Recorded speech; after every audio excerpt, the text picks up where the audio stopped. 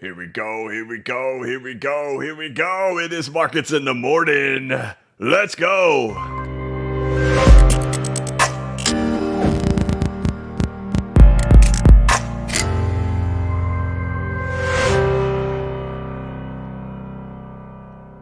Hey, what's going on, everybody? This is the Blockchain Backer, bringing you the latest cryptocurrency news and analysis.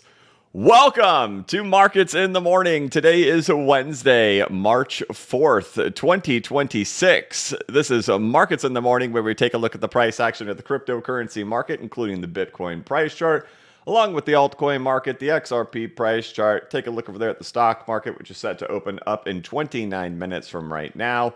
We'll look at the DXY, or the US dollar currency index, along with precious metals like gold and silver. And of course, we'll wrap it up by taking a look over there at any type of crypto news or financial news as we kick off this fine, beautiful Wednesday, as I am back from being on the other side of the world. Feels good to be back. Happy Wednesday, everybody.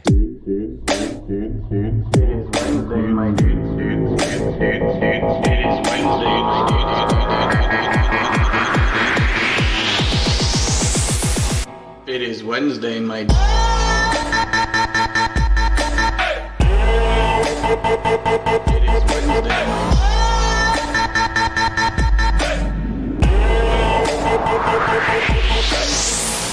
It's always funny about that intro when we play the frog.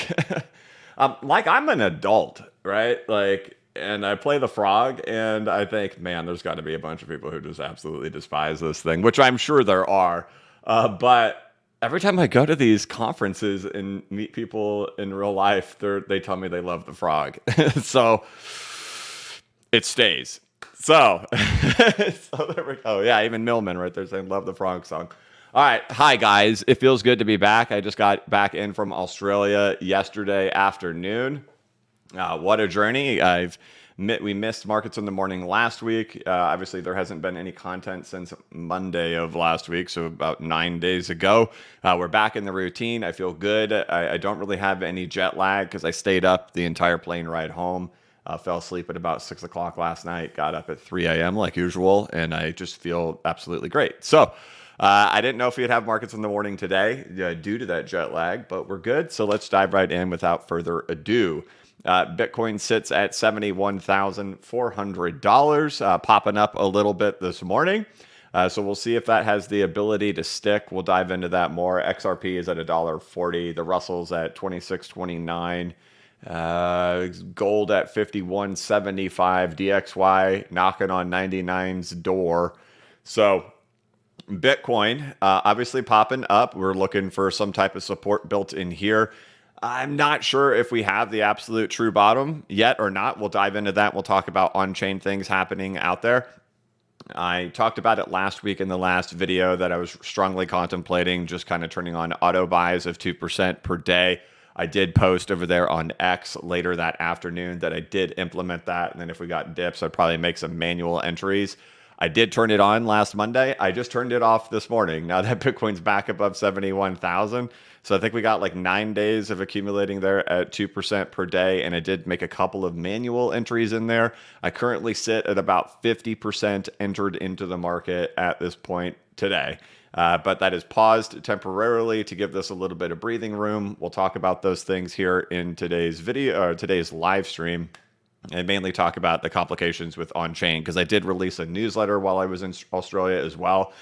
We touched topics on this last week with on-chain, how we're like really close to hitting typical on-chain losses that happen at the bottoms of bear markets. So we'll talk about those, how close those are currently right now, and just whether or not like is this moment right here kind of like being back down in here where there's like still just like that last push to go. I don't know, but we'll kind of dive into it. XRP chilling and humming along here ever since the February 5th capitulation that came with high volume. I don't know if I have that. There you go. There's that high volume. Obviously, big selling day followed by big buying day. Still just traversing sideways. Unknown still if this is going to have that push down or if we're going to go back up here and then continue Wyckoff accumulation. So I'm giving it a minute to breathe. We'll talk about those things in today's video. Russell 2000 sits at 2630. This one will be interesting. This is the software ETF, the iShares Expanded Tech Software Sector ETF. That's been fascinating, of course, because we've seen Bitcoin really hum along and the crypto market really hum along with software. So, it's kind of been forming this bottom in here, but I'm still questionable if this has to go just sweep this liquidity low back down in here. Huge volume obviously came out of here, capitulative volume at the same time as Bitcoin did. They stayed in the same range. They broke down together. Very large volume over here in software. And you can see here in these last couple of days, look at all that buying volume coming in there. Holy guacamole, right? So these are all good signs that we're trying to form a bottom. Which has been the messaging for the last several weeks, really throughout the entire month of February. Can you believe the capitulation was almost a month ago, with it now being March 4th. March 5th will be the 1 month anniversary. And we'll just kind of wait to see if this thing still has to do that. I have a couple ideas on how that could end up looking for it to still have to do it. Don't know, but we'll talk about it. Total 2, same here, or this is total, excuse me, the total market cap of crypto. Obviously, this thing has gone really the same size as our past bear market, but we'll talk about this on if this is going to fake us out right here and have to pull back down a little bit. But trying to think, should we just start here on Bitcoin? Probably we'll do it over in here, right? Or do we go to on-chain? I think we'll go to on-chain first. Okay. So these are things like I wrote about in my newsletter. So typically, I've got it on Ethereum, but let's go to Bitcoin first.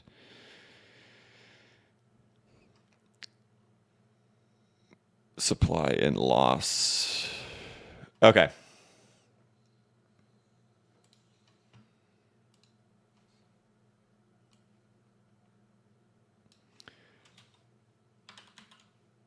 Edit, copy, paste. There we go.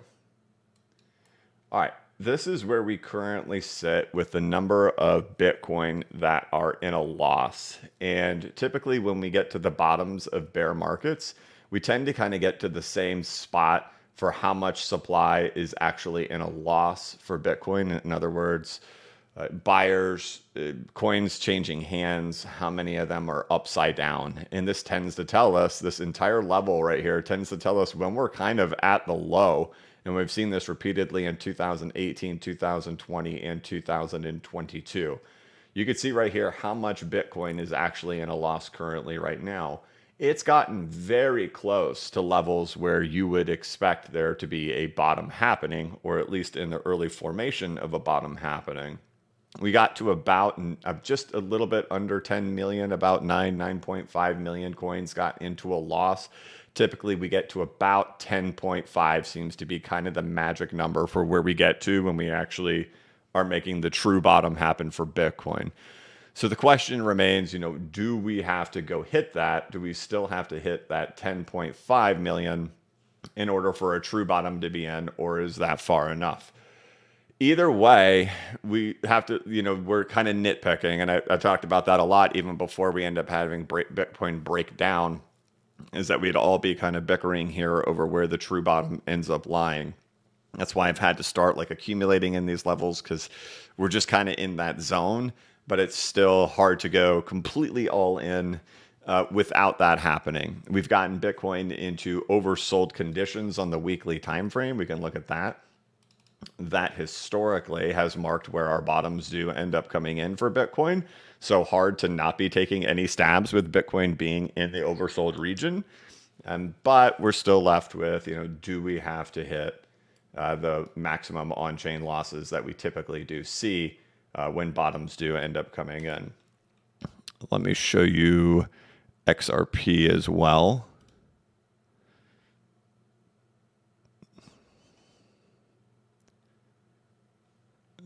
And 1 second.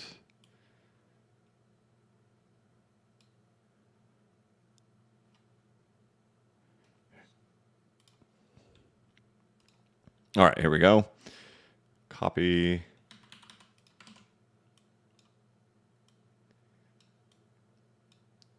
XRP typically gets to about 43 billion coins in a loss. So this kind of tells us how many people are upside down or maximum pain, right? we typically get to about 43.5 billion coins being in a loss. We've hit 38 billion. So you've got both of these metrics very, very close to what a bottom would be. Are we there yet? That's the kind of the $1 million question. Obviously, we're very close, but are we actually truly there? I talked about this too while I was on stage. I talked about this in the newsletter. Like, when you look at it from just the fact that we're oversold, we have extremely, like, what are you looking for when you find bottoms? Like, one of the questions was, if you had a dashboard of 3 indicators to help you determine where we are in the market, what would they be?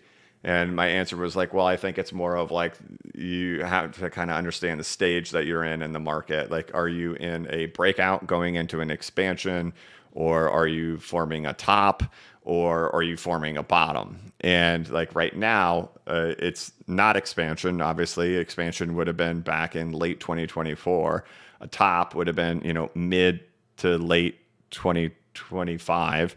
And then a bottom, we're looking for more of like bottom. And so if you're looking for bottom, what are the things that you're looking? You're looking for things to obviously be oversold, which we've hit. We're looking for high volume, and then looking for like on-chain losses to show if we're hitting historical norms. And we're very, very close, clearly very close. And anytime we get into these areas of oversold levels, we tend to be on-chain losses, we tend to be very close to the bottom. But we're just not quite to those maximum levels that we typically reach. So the question is, do we still have one more push to try to go and get them? That's where I'm kind of hung up on like fully saying the bottom is actually in, or does it kind of just do where it just kind of traverses sideways long enough and we have like a final push back down, and then that hits it for all the coins that change hand and then get upside down over here. That's kind of what we're waiting on to see if we can get that to confirm it. Here's an interesting thing, though, on why it still says we're close. Supply and profit and loss. So this is another way to look at it. Hold on.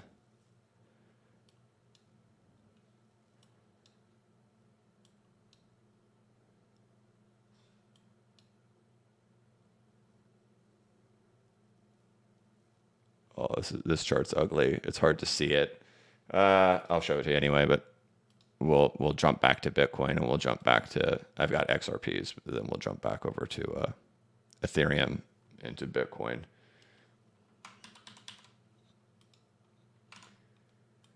This is the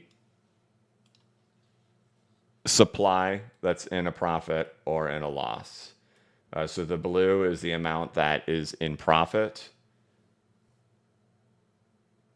and the red is the supply that's in a loss. And so you can see we've now just crossed in here where more supply is in a loss than is in a profit. And historically speaking, like when we go back to looking at 2021 and 2022, right? It's once we can cross into that and more supply is in a loss than in a profit is when we can start forming bottoms in here. This one's a little bit harder to see over here on XRP, but like if we go to things like Ethereum, let's go over here. This one's a little cleaner.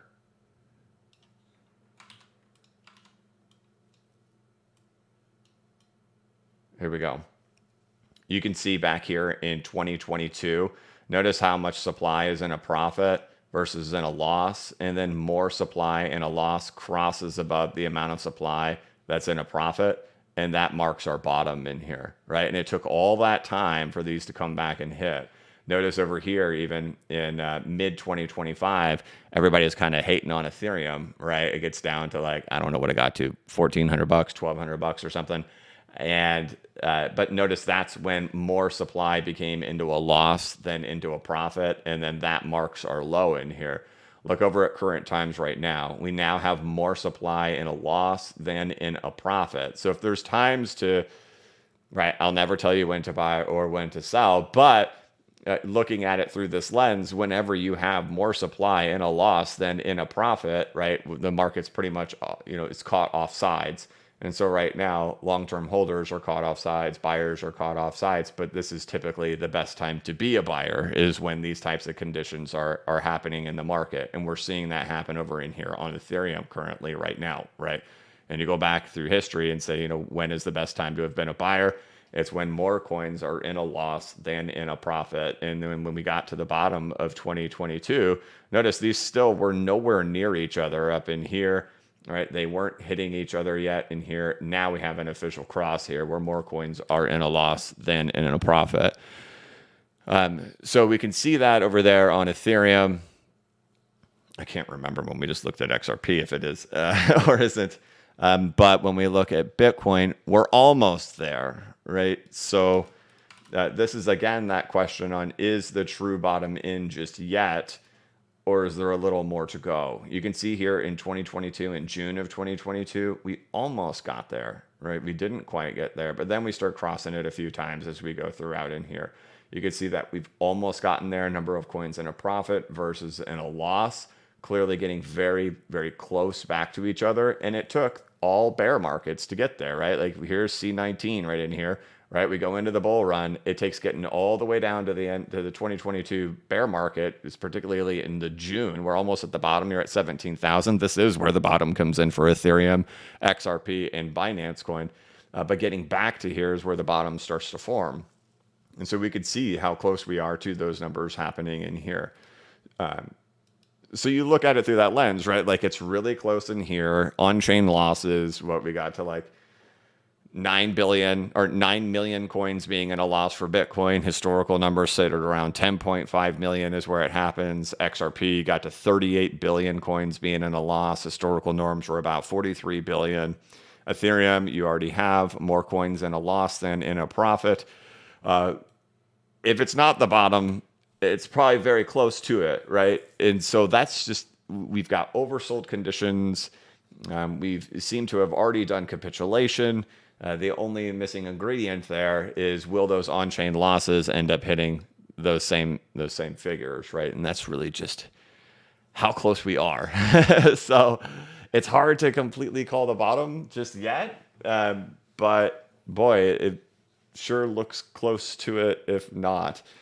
The reason I've stopped accumulating today is just what, we're back at the top of this range, obviously right here for Bitcoin and for the crypto market. And it's just to let us know, are we going to have to pull off this type of move that gets us to the complete on-chain losses?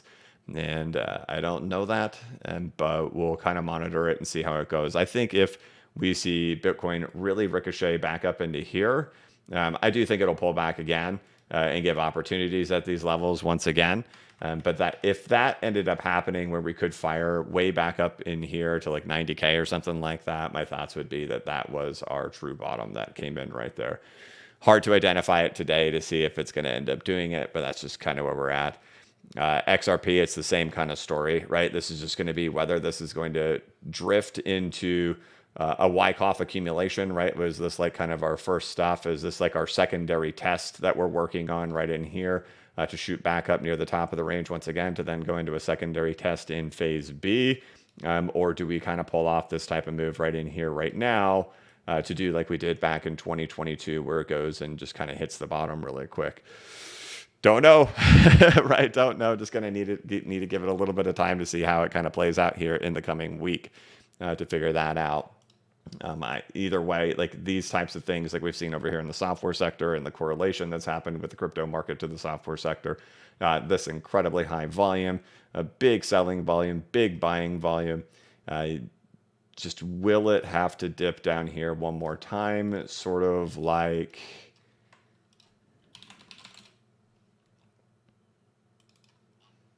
one second, sort of like this. Right? Where it's kind of a move like this is like in a crashing structure, right? This is wave 1, 2, 3, 4, 5, back up to wave 4, right? And then it goes down to do one more hit down to the low. Or like in 2022, right? Kind of like this, right? 1, 2, 3, 4, 5, and then boom, it still has to go down and hit one more time. So I think that's really our big question. Does this come back down and hit one more time down in here? And if it does hit down in here, I think that'll be our true low for the crypto market. That'll hit the on-chain losses. That would create a bullish divergence over there on Bitcoin, right? If we end up having, right, we've seen the big daily pull up in here, right? If this thing ends up going to do something like that, my bet is we'd see a bullish divergence then emerge between these right in here, or this pulls down like that, and it happens kind of like that while we still set that new low. Will it or won't it? I don't know. I'm 50% in, but those are kind of my arguments on as to why on-chain losses are very close for Bitcoin. I think they're there for Ethereum, but it seems unlikely Ethereum would be bottomed if Bitcoin isn't bottomed, but very close. So that's just the best thing I can show you is like, dang, we're like really close, if not already there. And if we're not there yet, you can see it. Why? And it's because there's still just a little bit of on-chain losses of pushing extreme pain in the market, right? This is where all the new villains of the market are born. All the pessimistic and toxicity arrives throughout the market, and negativity happens throughout the market. And as you know, essentially it always happens when you get to these levels of losses. That's what ends up happening. But from a buying standpoint, historically speaking, these have been the opportune times when those on-chain losses end up hitting it. Question is just, will it end up doing it or not? We've already seen Bitcoin get into oversold on the weekly. It's starting to bounce out of there a little bit right now.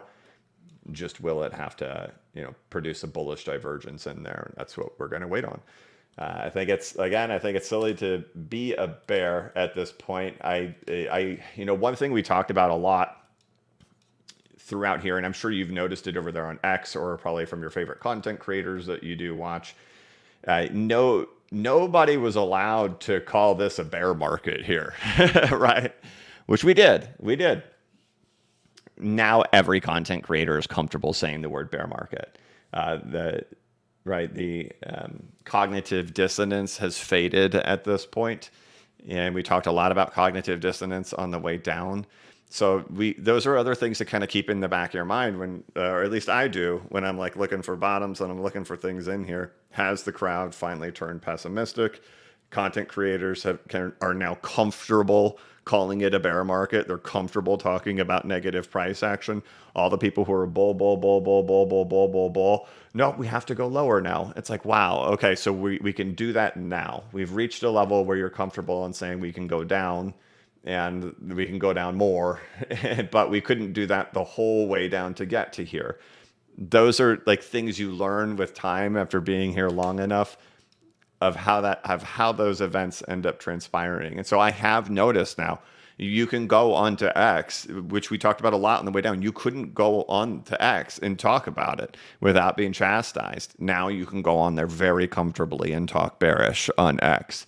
Those are typically good signs that the crowd is extremely wrong-footed, pessimistic, looking for lower prices. They're trying to make up for losses that have occurred probably by selling the low to try to buy lower, and people are just more comfortable with it. So it feels like we're getting into that. And not only that, very weird being on the other side of the world with all the geopolitical things that have gone on in the past week.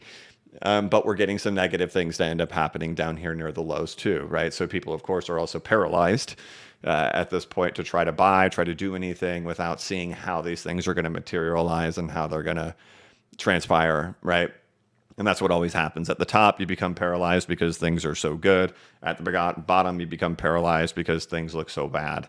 And we've been waiting for some type of negative news. I don't know if we've already had the negative news, but it sure feels like people probably are nervous to do anything until things kind of become more clear.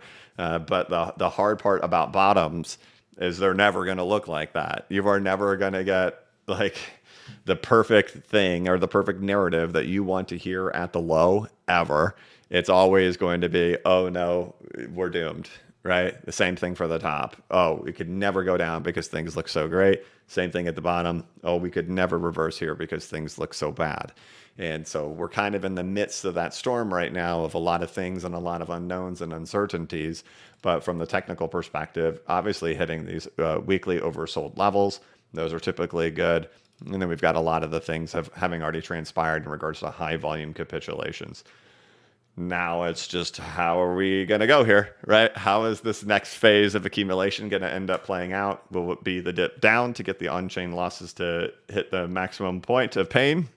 If they do, I'll take a much larger stab. I'm already at 50% entered right now. I'm just going to give it kind of a moment here to play out and see how things end up going. So I feel like I'm at the perfect amount. I feel really good at 50% because if prices go down, I have capital. But if prices go up, then I didn't miss the bottom. So I feel really comfortable. And that's the thing for everybody. You have to find your own figures of where you're comfortable at. And that's a personal choice for everybody. Right now at 50%, I feel really good with my emotional stability. And we talk about controlling emotions and things like that a lot in this market. And it's hard to find that equilibrium of where you can feel really comfortable at. I feel perfect at 50. If we fall from here, great, I've got the capital. If we go up here, great, I bought the bottom, and then I'll just have to look for more strategic entries later. But being at having the 50% entry happen in here, I've essentially captured that whole fall, and that's what feels really, really good. Captured the whole thing. The last however many months it was since late September, 5.5 months, have not been a waste of time. That spread has been captured, so that feels really good. And now it's just, are we going to have another dip to really go big boy? Or we're going to have to do it more strategic in the coming weeks. We'll end up seeing. So, all right, there you go. Gold sitting at 51.65. Silver sitting at 83.89. Lots of volatility with these. Lots of volatility with silver as well. I think the VIX even spiked above 25. Right. So that's an interesting thing. Whenever we spike above 25, these have marked lots of lows throughout the market, and we'll see if that's it. I always keep that on there because these have a tendency to mark where lows end up happening. But there you go. We got a spike above 25. When was that? Yesterday? Wow. Okay. Yesterday. All right. $98.83. This one's interesting. This is the Bitcoin over silver chart. We've talked about this a couple of times. My thoughts are we will see Bitcoin versus silver be worth around 2,000 ounces of silver again.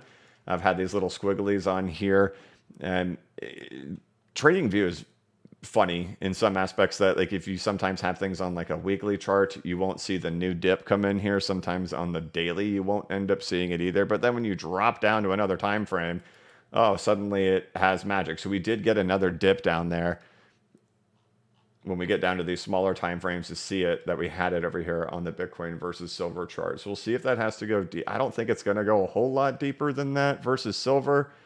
I am more bullish on silver long term. But like over the next couple of years, I think Bitcoin is probably going to outperform silver.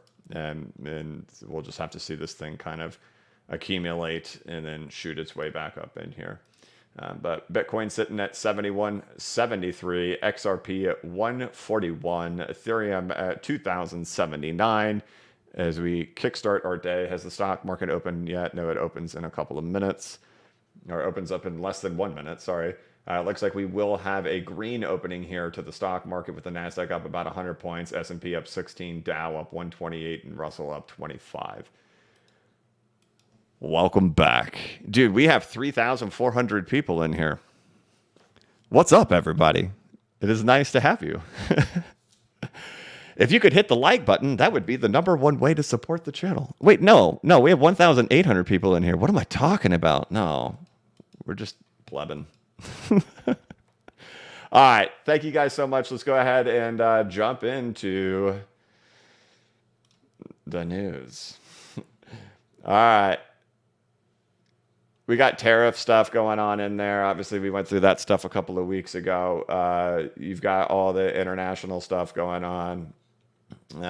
Private companies added 63,000 jobs in February. January revised to just 11,000 additions. So you got some employment stuff, geopolitical stuff, and tariff stuff all going on here. Kraken wins Kansas City Fed approval for a limited master account. Bitcoin price nears 1 month high as bulls propel Bitcoin towards 72,000. Ether supply and exchanges drops to multi-year lows. Here's why it matters. Bitcoin bottom signal tips 130% rally. Morgan Stanley to custody crypto. Hodler's Digest. Crypto's real test isn't price hype, it's daily use as a habit. I kind of agree with that. Bitcoin futures demand falls to 2024 lows. Are institutions exiting the market? Ray Dalio cautions on Bitcoin, says there is only one gold. Fully agree with that. Bitcoin is not gold. And it has proven that. Crypto funds rebound, but Bitcoin's narrative always changes. And so it'll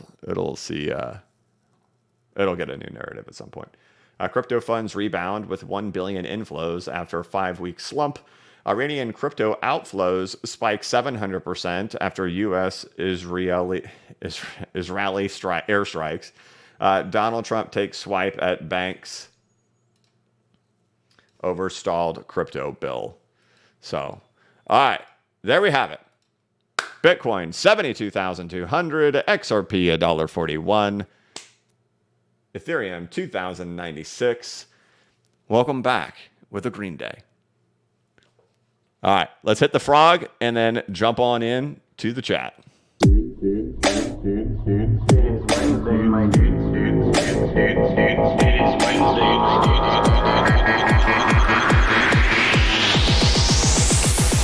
It is Wednesday, my dude.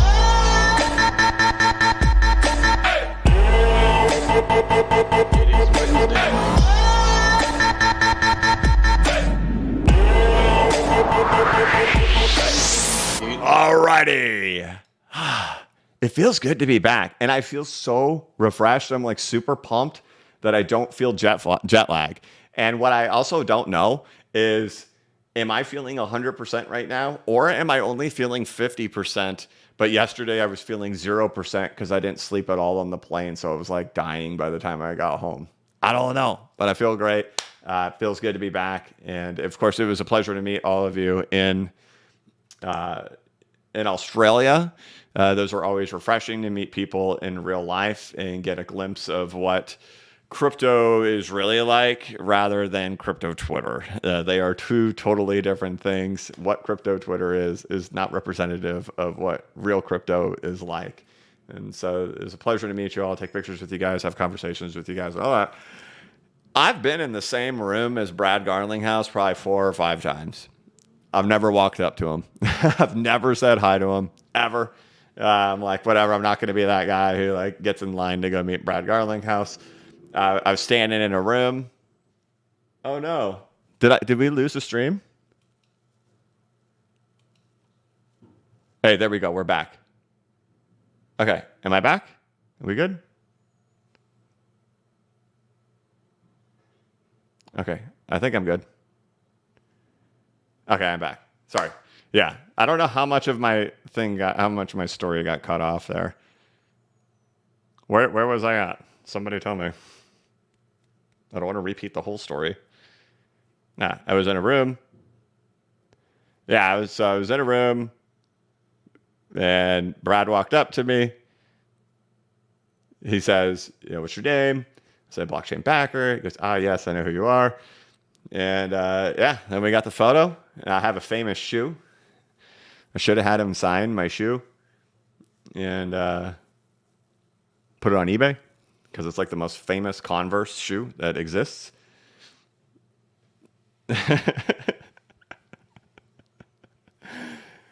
So, yeah, I don't know if you don't know that about the shoe. Yeah, it's a famous shoe now.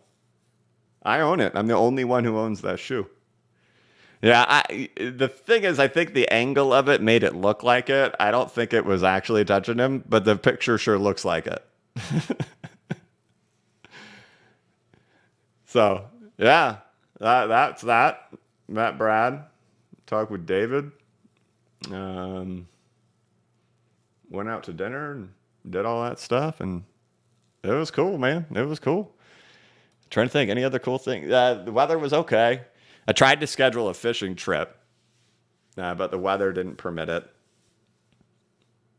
I wanted to catch a mahi while I was there. And then tried to schedule a snorkeling adventure. That didn't work out for the weather. Tried to do scuba diving. That didn't work out. Either way, man. Holly says, dude, it was you with the shoe thing with Brad? Yeah, that was me.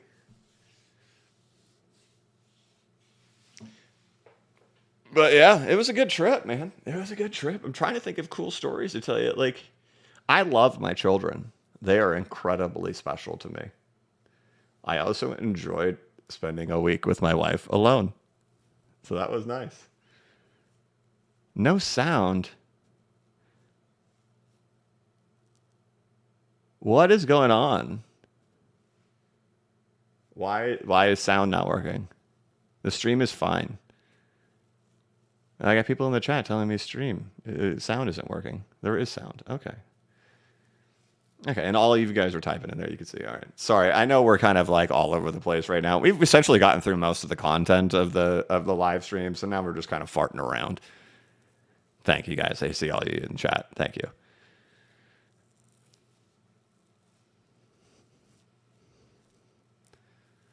Look at the XRP chart. I know it's up a penny.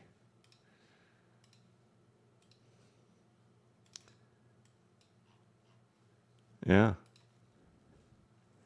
Oh, they had to close and reopen it. Yeah, it's something going with YouTube. Just so you know, it's not me. All of my stuff on my end looks great. It's going well. It's something going on with YouTube.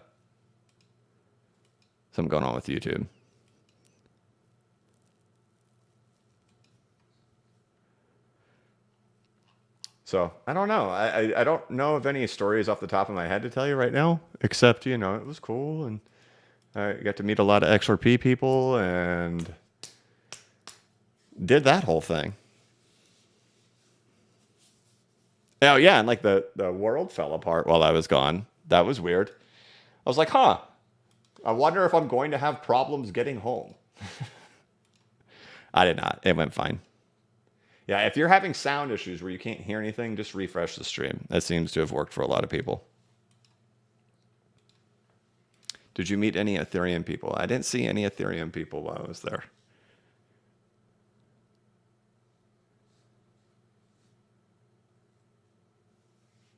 No insights from Brad, just hi. Yeah, I've got the total big scoop on you. I had to sign a bunch of NDAs when we shook hands, and like I'm an insider now. I can't tell you all the insider stuff I know.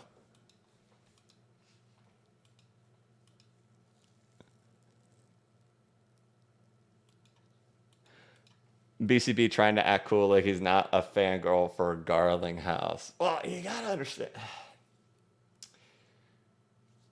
I do try to come onto the channel and be critical when things need to be critical. Like I'm not like, so like if Ripple's doing something I don't like, I don't mind saying it, right? If Brad's up to something I don't like his messaging, I don't mind saying it. I try not to get caught up in the everything is awesome, everything is perfect all the time. Like sometimes we do have to be critical and stuff, and some people hate that. I mean, some people are so sucked in, you can't say a word bad, but I don't mind it. So it's not that I'm really not a fanboy. I mean, it's cool. I feel like I'm meeting some very, very powerful for sure, right? But it's weird because I'm a normal guy, everyday normal dude. When we turn the stream off and the frog's not going, I go back to just, my wife thinking I'm a goofball. I'm a nobody in the house, right? I'm just dad, right? I go to the gym. Nobody knows who I am. Just dude in gym.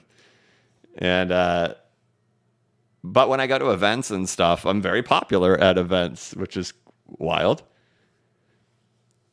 And, so I know what it's like to have people come up to you, and I don't want to be that to Brad Garlinghouse, as weird as that is. Again, if you are having sound issues, just reset your YouTube. That'll fix it.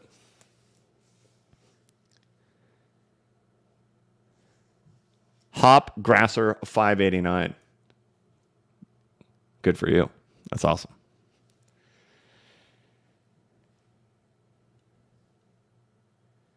Bushcamp Dad says, same. I'm a rock star at Fortnite tournaments. Yeah, it's the weirdest thing with YouTube, right? Like you go around, you live your totally normal life. You're a nobody. You go to the grocery store, you go everywhere. You just, whatever you're wearing is how you get dressed.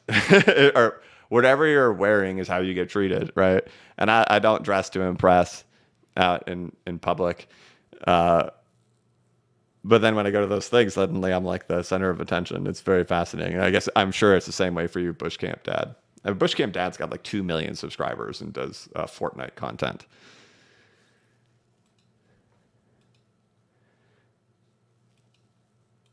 Yeah, so people are reporting if they closed YouTube and reopened it up, their audio is working. So it's something I can't fix for you guys. So if you're having a problem with it, just reset it. Okay, that's enough rambling. I don't know.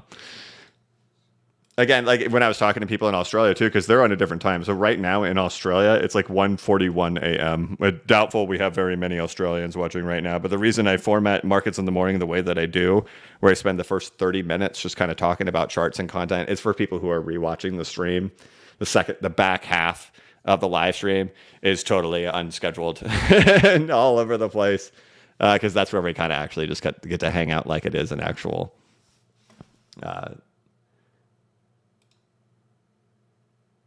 live stream. Somebody asked, are we looking like software still? Let me take a look over here. Where is the software sector? There it is right there.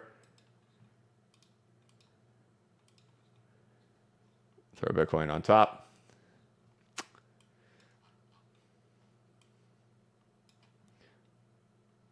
Turn volume off, which of course volume is just absolutely amazing. But yeah.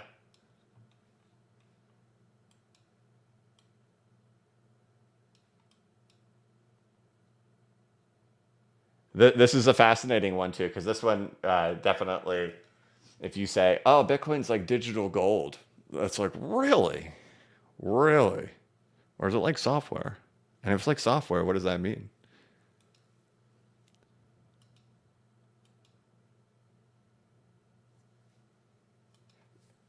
I'll jump to this one. Xenogen28 says, when you meet people like David or Brad, do you ever think about asking them if we're in a simulation? I mean, they know about the manipulation and timing of things the best, right?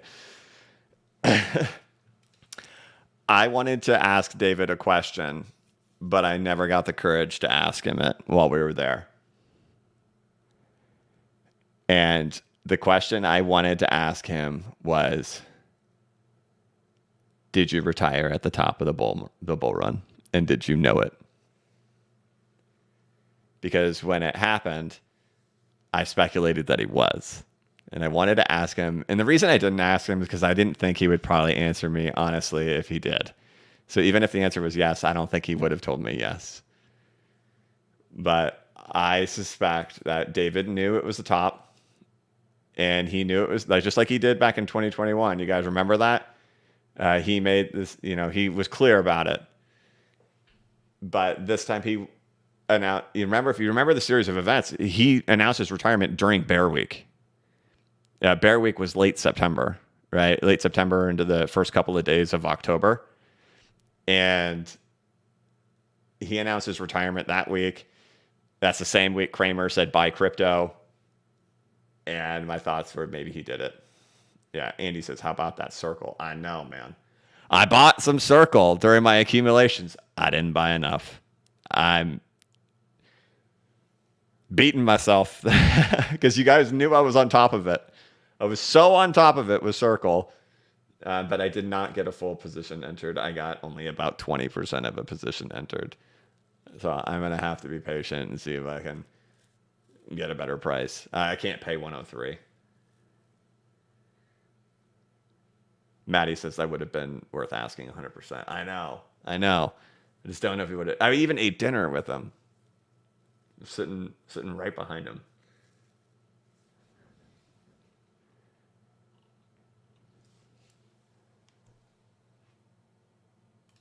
All right, let me read some of these things, some of these super chats. Of course, Chief Tane, of course, came out the gates with 50 memberships, as he always does. And he even typed in the chat and said, great to have you back, PCP. Brother, thank you, man. As always, dude, you're right out the gates. I'm so appreciative. Thank you. Ben Will says, hey, BCB, thanks for the previous heads up on Circle. I bought when you highlighted around 50. Wow. Good for you.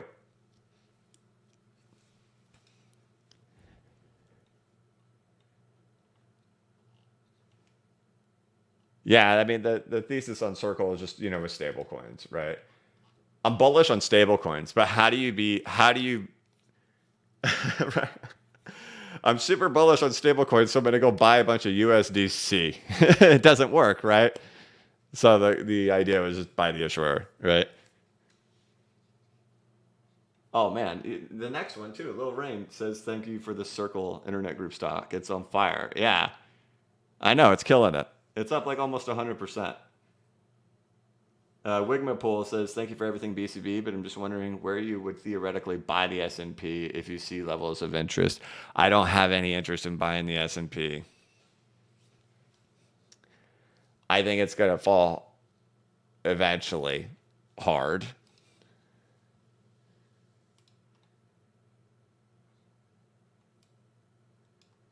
Way down here. So I think it's got a big hit coming on it in the coming years that doesn't have, I think, like down here. Normally what we always see is we see it end up like hitting the previous top and holding that, right? Right, this is the pre-C19 crash, right? And then the 2022 bear market takes it back close to there, right? And then, of course, the tariff stuff takes us back to essentially the top of 2021. So, what does it repeatedly do? It just kind of goes back to where the past bull market height was. But my thoughts are we'll go deeper this time.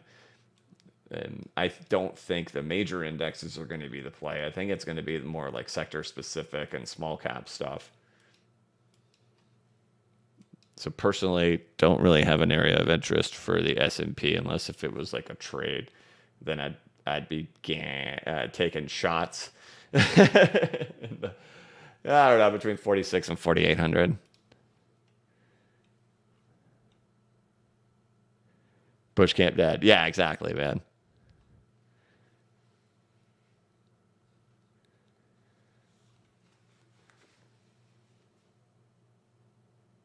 Wigman Pool, thank you. Xenogen, hello. I'm 75% allocated. XRP, Ethereum, Cardano, Chainlink, HBAR, and Solana. Do you think this is a strong portfolio? Are you able to tell us what cryptos you're buying? It's hard for me to come out and tell you all the cryptos I'm buying because here's what it is. Like if I named off 6 of them here on the chat, I'll never hear about the 4 that do well. I will get super chats for years on end about the other 2. I've gotten so annoyed by that over the years that there's not really a big benefit of like really announcing them publicly. All the things I'm accumulating out of just sticking to the top, top coins, right? Easy to say, Bitcoin, Ethereum, and XRP, right? Then once you get beyond those, you start taking, nobody's got their own convictions and they're just kind of holding on to your conviction and kind of testing you with super chats all the time to see how your conviction is holding up. In my most recent newsletter, I went through, I might as well pitch my newsletter at this point. All right. Bottom formation signals flashing. So this was published late February. Technical indicators and on-chain historical signals, coins that have institutional and value demand. So this is where I tried to look at 10 coins and say, hey, look, if you're going to create something with 10 coins in it, what's it going to, what would it be today, right? In 2023 and 2024, we went through looking at a lot of different metrics to try to figure out what did well during the past bull run, right? What did well in the 2021 bull run? And we found that it was a mix of things when it came from user activity levels, development activity, percentage drawdowns, etc. Right? I've not had the time to be able to go through all of those different metrics to see who did well in 2024 and 2025. However, it was very easy to notice that things with the shallowest drawdowns still did the best. Coins that had from the top 10 shallowest drawdowns, almost all of them, if not all of them, hit new all-time highs. So again, it was very easy to just kind of run a script real quick and see what are the percentage drawdowns looking like right now, which is included in this newsletter of the top 50, excluding stable coins, so the top 40.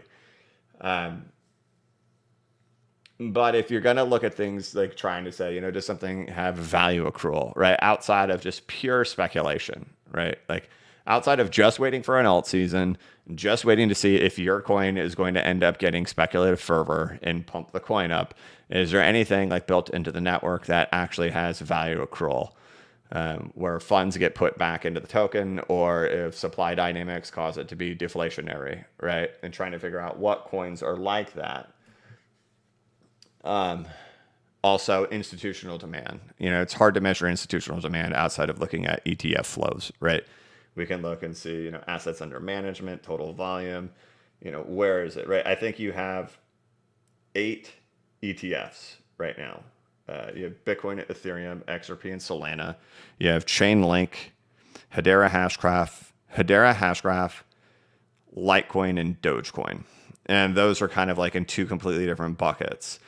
Bitcoin, Ethereum, XRP, and Solana are an entirely different world than what Chainlink, Hedera Hashgraph, Dogecoin, and Litecoin are in regards to assets under management and in regards to volume.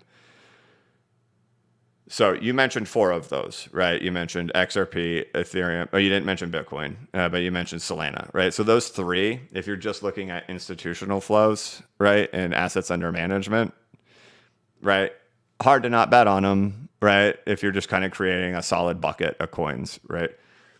Chainlink, which is one that does have ETFs, so like you have Bitcoin, Ethereum, XRP, and Solana. They are in a world of their own. Nothing, the other 4 don't come close to it. Chainlink is one of those other ones. But Chainlink is doing better than Hedera Hashgraph, Litecoin, and Dogecoin. You mentioned Hedera Hashgraph in your 4 or in your ones right there. That's a hard one because there's no institutional demand on Hedera Hashgraph. And I know a lot of people who watch this channel, but a lot of people own Hedera Hashgraph. I own some Hedera Hashgraph, but that's just the data, right? Hate the data, don't hate the data, don't care, whatever, it doesn't matter. But I can just telling you that's what the data says. There's no institutional demand for Hedera Hashgraph. I don't know if that'll matter moving forward. Will it come later? I don't know. But it's like dead in regards to institutional demand. Same thing goes for Dogecoin. Same thing goes for Litecoin. Absolutely no demand. A little bit of demand for Chainlink. A little bit of positive flows for Chainlink. But nothing. But when it comes to Bitcoin, Ethereum, XRP, and Solana, they're an entirely different world, and there is institutional demand on those. So, I don't know. I hope that kind of give you a little food for thought. We'll get out of that. George, A92, member for 28 months, says, is there a place where we can watch your presentation from the world of Wave of Innovation? I don't know. And so it wasn't like a presentation, right? It was more like I just sat down with Sadaf and she just asked me questions and I just kind of fielded questions. I felt bad too because I'm like, I probably said the word bear market like 10 times while I'm on stage. I took a shot at the block reward halving. I called it a grift. I maybe talked about cognitive dissonance. I don't know. But I'm like, oh no, this sounds like one of my YouTube videos. I better like turn it around and make it more positive. Yeah.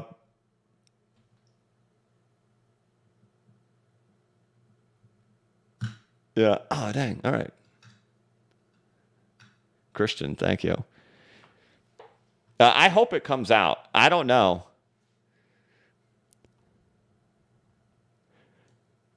Ripple Reverend says, I missed you, buddy, old pal. Hey, good to see you, man. It feels good to be back. Bulldog 1950, thank you very much. Says, hope you had the best trip. We missed you, brother. Thank you for all that you do. Just a nice super chat with a nice message. Thank you. Hello, 14678 says, welcome back, BC. Just curious to know if you bought Circle a few weeks ago. Yeah, I mentioned that earlier. I did, and as you know, I was on top of it, talked about it on the chat and everything multiple times, but definitely missed my full entry. I only got about like 20% of my entry in. Now I have to sit back and wait for it to come back if it even does. But congrats to you guys who did. There's gotten several messages in here already of people who did get it. So good for you. Ripple Reverend says, V-shaped recovery, here we go. Yeah, I don't know. I don't know if it's V-shaped. I don't know. Gregory Scott, member for 9 months, says, are your buys for your recent DCA all Bitcoin? No, not all Bitcoin. I bought a variety of things.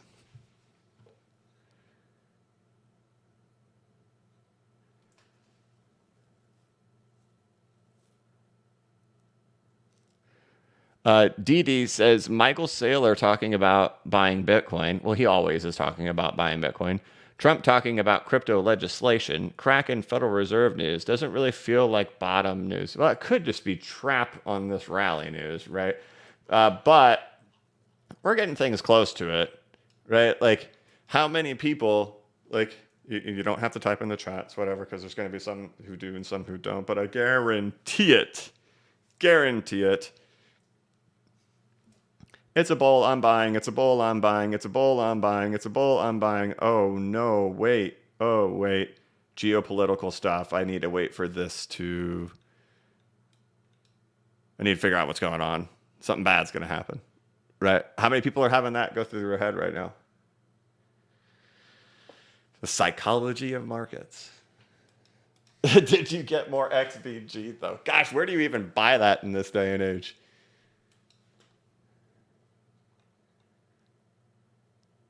Joey says, I missed the first half. You think one more dip still? You're going to have to go back and watch the first half, buddy. I spent 30 minutes talking about it, brother.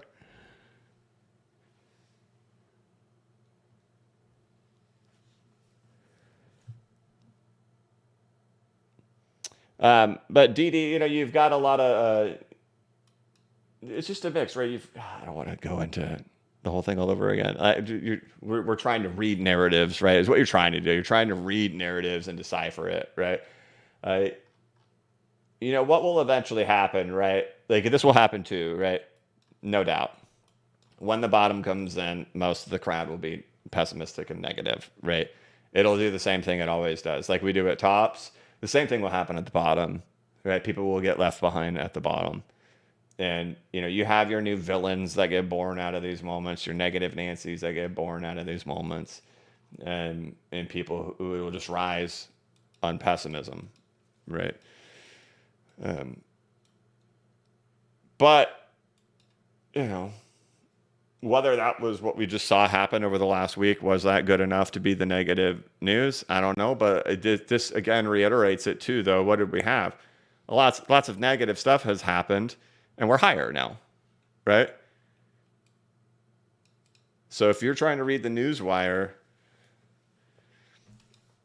it's hard to do.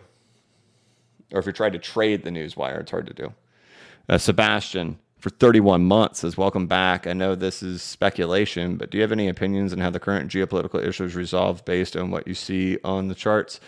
Now, I have no idea how any of that geopolitical stuff will resolve, or if there's going to be a big conclusion to it at some point, or something shocking, or what ends up happening. Don't know, man. I'm monitoring the situation like everyone else. I've got all my little accounts that I follow over there on X and just sit there flipping through them, monitoring the situation.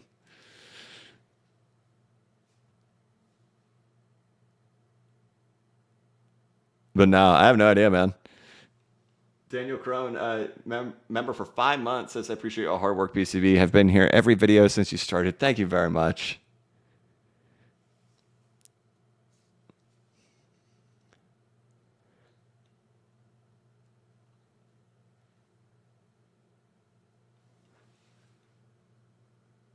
Christian Alexandru gifted 5 memberships. Wow, thank you very much. Joey says, I missed the first half. You think one more dip still? Yeah, that's that thing we already went through. Go through it all. I don't know, man. I've been buying. I think, when it comes from how deep we've gone into oversold territory, those are fascinating on the daily and on the weekly time frame. And the only thing that's just kind of missing here is whether the on-chain losses are going to hit their figures or not. And if this ends up being... right, if our moment right here just ends up kind of being like this moment right in here, there's still that push that has to happen to get those on-chain losses.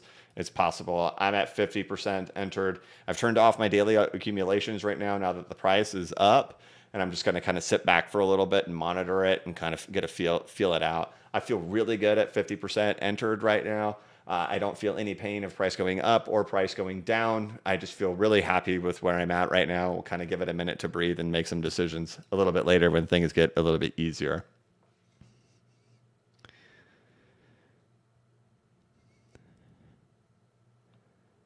John says, what's your call for the next Bitcoin top, seeing as you have called it the last two bull runs? I love your work. Thank you very much. I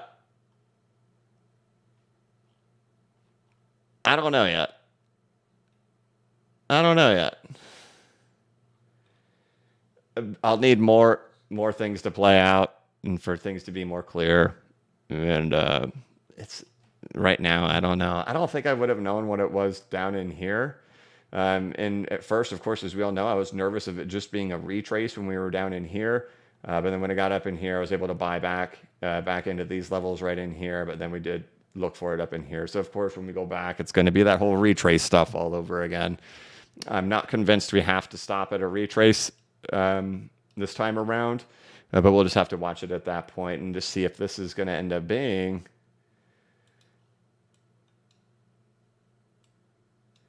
something big. I don't even want to play this, what this thing does next. But if it is, it could be exciting. It could be exciting. But I don't have a number yet. Once I have things real clear, I'll start guessing. It was when we were in here. I don't remember exactly. We'd have to go back and look. Where was the first time I guessed to say I thought it would be between 120 and 135 is where I thought the top would come in. But I didn't have that number in my head until here. I didn't know down in here.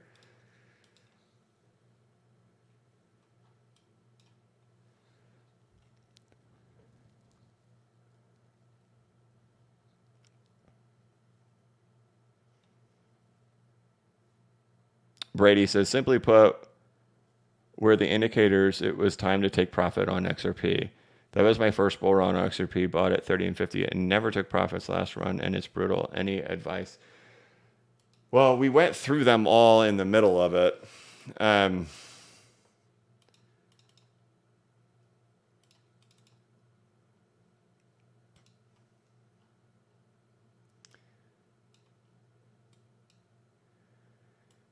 This is where things started getting sketchy. In September, once our MACD started crossing again. So when I started, I believe it was on September 23rd, when we got this cross back to happen over here. So this is the 22nd. Here's the 23rd. The 23rd obviously is going to be the next day after that close ends up happening. That's where I started, which was right here on this throwback right here. And then again there at like $3.03 on the 4th. But it wasn't just XRP. Like the story wasn't being told specifically just here on this chart alone. It was coming from the whole market. The hard thing about the XRP community is there's a lot of stories, a lot of story building done by content creation, like Phoenix Rising, and we know it, right? There's a lot of memes of the XRP community, but I've tried to stick with through the bear market and through the bull market, we move with the market. And the move that we had for XRP here was not an isolated event for XRP. It was specifically tied to Bitcoin, just like it always is, right? What happens? Bitcoin breaks into its new all-time high, right? A definitive break happens right here for Bitcoin, right? We get through the election and we see the expansion into the new all-time high for Bitcoin. All of XRP's bull runs have happened with the expansion into it. The hard thing about 2021 is once we started the expansion, what happened? The SEC sued Ripple 5 days into the expansion. So it made it difficult. But we saw it with the rest of the market. And you go back to 2013, 2017, it's all the same story. It happens during these expansions into these new all-time highs. And so when we had that happening again for XRP right in here, it just became clearly obvious we're doing the same thing. Now we're still continuing to follow with the market. There is nothing underlying that is forcing XRP to move on its own. It's completely moving with the market identically. So it wasn't just about looking at XRP, which you could have done on the weekly time frame by noticing there was the bearish divergence that happened in here, followed by the cross of the MACD. That would have been your confirmation in there. But we got it throughout the altcoin market caps we were looking at. We got it on Bitcoin all at the same time. So it became all of them together. And it was real difficult because it wasn't perfect, because there was things that were missing, right? It's not like the Russell 2000 was collapsing on itself. The Bitcoin dominance had not fallen. So those were the valid arguments that were coming from the bulls constantly, which I acknowledged and respected that those were true. But we had a lot of other things pulling the other direction at the same time. And so cognitive dissonance forces you to only focus on the things that support your own thesis. And I had to look at it from both sides and say, I just don't see a clear picture either way. I got to take 50% off the table. And then just got ridiculously lucky with Zcash pumping to the moon and selling the literal top of Zcash. But it was very hard. But if you can go back and do it all over again, I wouldn't have done 50. I would have done 65. But it still wouldn't have been like clear cut. It would have been really hard. But there was the signs, and like we had it on here. I think we had the signs so clear at one point that, remember, we had markets in the morning on Wednesday, and I said, watch out what's going to happen to this market within the next 48 hours. And that was on October 8th. And then it was October 10th, the big liquidation happened, because we had produced all these different signals throughout the market that every single time these things had happened, we were hit with massive liquidations. But that was the biggest liquidation in the history of the entire market that ended up coming. So a lot of the signs were happening. The problem is, here's why it's hard with your question, when you just say about, the indicators taking profits.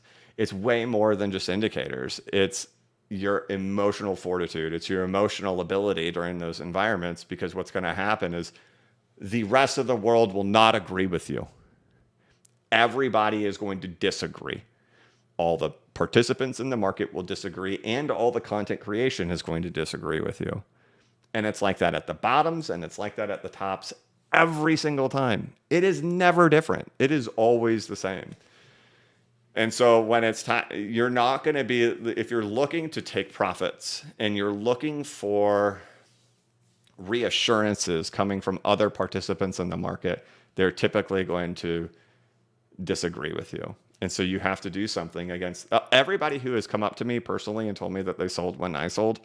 They tell me how difficult that week was for them, sitting sidelined while everything was happening, because everything around them was so bullish and the crowd thought it was ridiculous. Somebody came up to me in Australia and told me a story how him and his friends all watched the channel. And then when September and October came around, and I'm saying that I'm selling and stuff, that he ended up selling too. And all of his buddies that also watched the channel didn't. And they said that BCB has lost the plot. He doesn't get it. He's gone off the rails. And then, of course, everything ended up happening, right?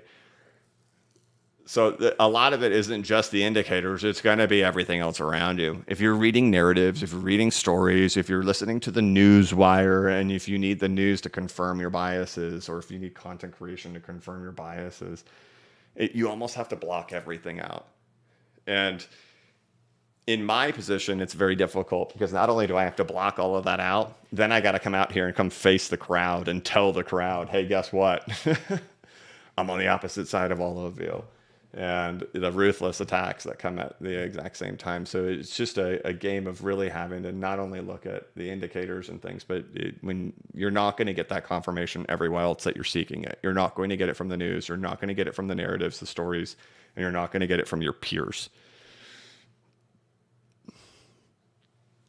Jonas Fugal's member for 32 months. Hey, CB, what's your stock market thesis? I can't go into that for forever. I think the S&P will eventually pull down. I think what I'm interested in, though, is if we've already seen that happen in the software sector, and crypto's correlation to the software sector will remain.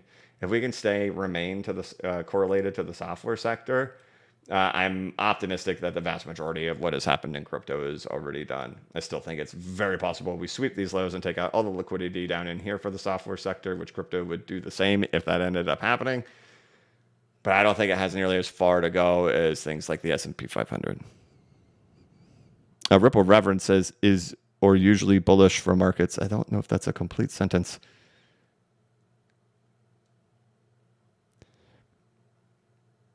Red Baron says, BCB, can you explain why you think the expanded software sector is near a bottom, but the broader stock market isn't, like the S&P 500 is on the brink of a crash? What happens to crypto then?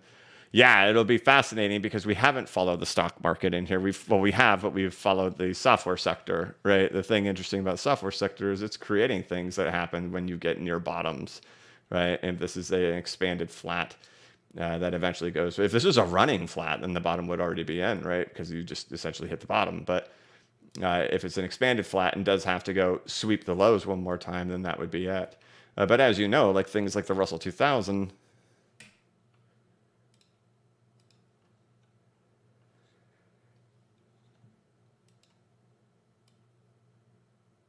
went the opposite way, right? Of what happened here with software, which we got correlated to software. So who's to say it won't do something different? I think this is the fascinating thing, and I wrote about this about a month ago on interpreting that and digesting that, and like how many people think to themselves when they're buying crypto and investing in crypto that you're just investing in the software sector of the stock market. It's a hard thing to wrap your head around. About when these volumes tell me that. No, that's to answer your question. Why I think it's near a bottom. These extreme capitulative volumes are exceptional compared to anything else that we've ever seen. Those are just unbelievably massive.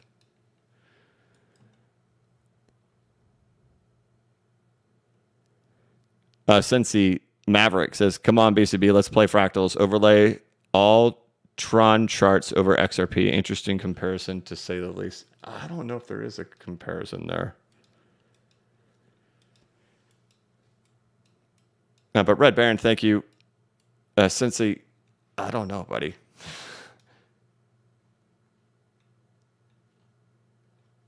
So if you're going to have something more like Tron from back in 2021,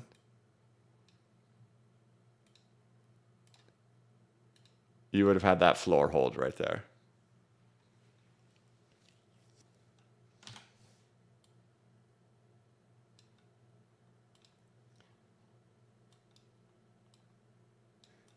But again, like just before we wrap it up, just to kind of bring it back home and looking at it from an optimistic viewpoint, okay? We have been in a bear market for over a year. We've been in a bear market for a year and 2 months. This is the ending stuff of one, right? For anybody feeling down in the dumps or anything like that, to understand 2025 was brutal. If you held your hopes up all of 2025 and heading into 2026, and then, you know, we get the capitulation, it's like, okay, well, whatever. But and I don't know if it's going to take that long, just so you know.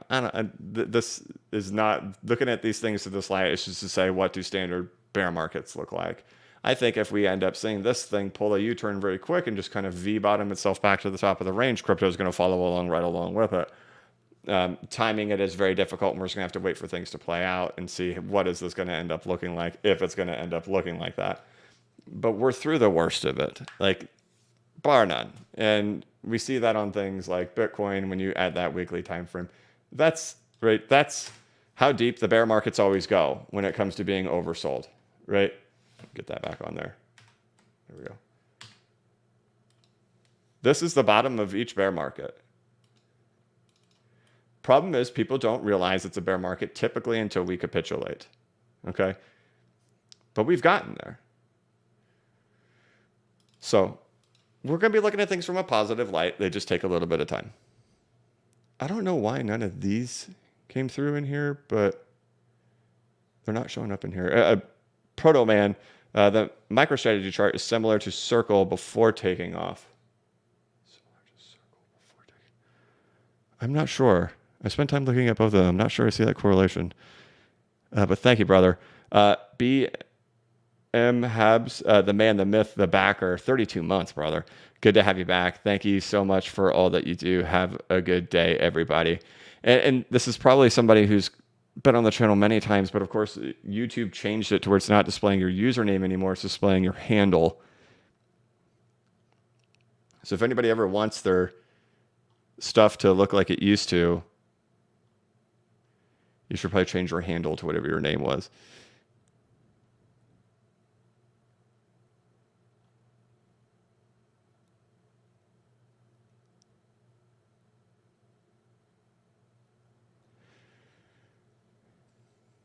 But back to Bradley Horner, who was asking about what were the indications it was time to take profit on XRP. It would just, we went through a lot of them in the midst of it when it was time.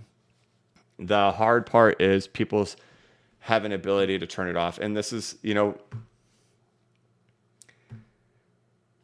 to turn off their mind from certain things. And I watched it happen the whole way down. For a lot of content creation. For a lot of content creation, I think a lot of content creators were just trapped that they got themselves upside down and couldn't flip bearish, because then it would have been brand credibility destruction to flip bearish right here. It would have looked bad because essentially saying you're all going to get rich here. You're not bullish enough. And then to say, hey, I know we're down 50%, but we should all sell our bags now. I think there was a lot of people who were stuck like that. But then I also think there were a lot of people who were stuck in their own cognitive dissonance and couldn't do it either, and couldn't recognize the things that were happening in here on these charts when this was happening too. And I think cognitive dissonance plays such a big role. I've been a victim of my own cognitive dissonance several times in the past. But that's the real hard part, if I can still drive it home all over again. And I think the people who did sell and who did sit through the pain up in here before the October 10th liquidation ended up happening, that week was pretty tough, right? And you had to fight through that because the world around you wasn't saying the same thing. But then when October 10th happened, it became pretty apparent. So probably go back. What I would do is go back and look at the tweets I did during Bear Week. So for the 2 weeks leading up to the October 10th crash, it's where I did Bear Week, and I was posting everything. Some of the indications at the same time are crowd behavior. If the crowd wants to burn you alive, that's sometimes a sign. But I posted all those things during Bear Week before the bear market kicked in. And so you'll get to see them. There's all the receipts there on X for it, and the YouTube videos leading up to the October 10th crash.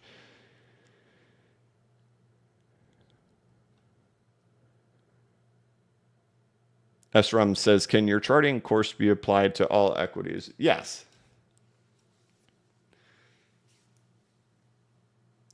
In the end, when it comes to applying really any types of indicators, people are always critical of fractals, but fractals are simply just saying how does an asset typically behave. But when you're looking at indicators, I think you even mentioned it in the course, there's certain indicators you can't use on XRP that you can use on Bitcoin, because these indicators don't tend to work. Of course, ironically, we are at the 200-week moving average, and we've bounced off it here for XRP, at least as of today. But historically speaking, unlike Bitcoin throughout history, where it would bounce at the 200-week, that wasn't so true for XRP. It just violates it like crazy. So this likely wouldn't be an indicator that you use tremendously on this chart. Right now, it's very intriguing because it's held on top of it, but historically, it's not always super supportive, and it will get violated like crazy throughout time. So it's not something I put a lot of eggs in my basket on. And while it got brought up there after we hit it on the February 5th, it's still not something I use in my thesis strongly, even though it did hit it, because it has such a terrible track record on this particular chart, right? But when you find series of indicators that a chart or an asset tends to respect, those are the ones that you can use for that particular chart. And so you have to kind of bounce around between which ones and build your little arsenal on that asset and say it usually responds to this, this, and this, whereas a different chart may respond to this, this, and this. Okay, we are at an hour and 20 minutes. So I'm going to get to wrapping it up here pretty soon. Oscar Hernandez, my brother. 10 memberships. Thank you very much, dude. Thank you. Bradley Homer. Oh, Brady. Wait, right? Yeah, Bradley Homer. Thank you very much for the super chat. He says, thank you. I remember when you took profits on XRP and I was in disbelief. I want to learn so I never get caught holding the bag again. I'm taking notes now and will be going back to all posts and videos. Thank you, brother.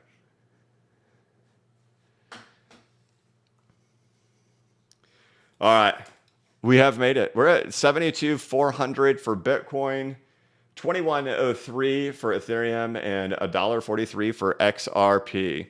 Let it breathe for a minute here. Guys, thank you all so much for being here. Thank you so much for watching. It feels good to be back. And we'll get a video out tomorrow for sure. So, all right, that's it. If you haven't had a chance, check out the newsletter. It was published just a few days ago. I guess almost a week ago at this point. Man, I've been gone on the other side of the world. I love you all very much. Thank you so much for watching. I got to get you the frog. Or else I'm going to get a text message from my wife.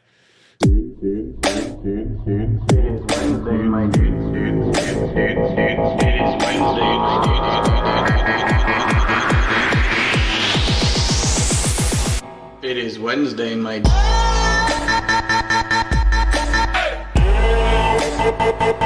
is Wednesday.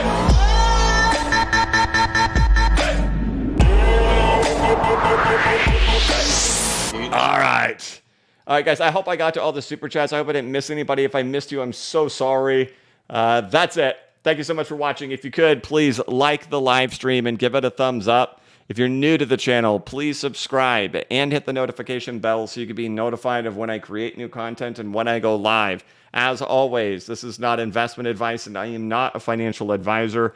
But if you ever need a pick-me-up or a little bit of reassurance, just remember that the blockchain backers got your back. Have a good one.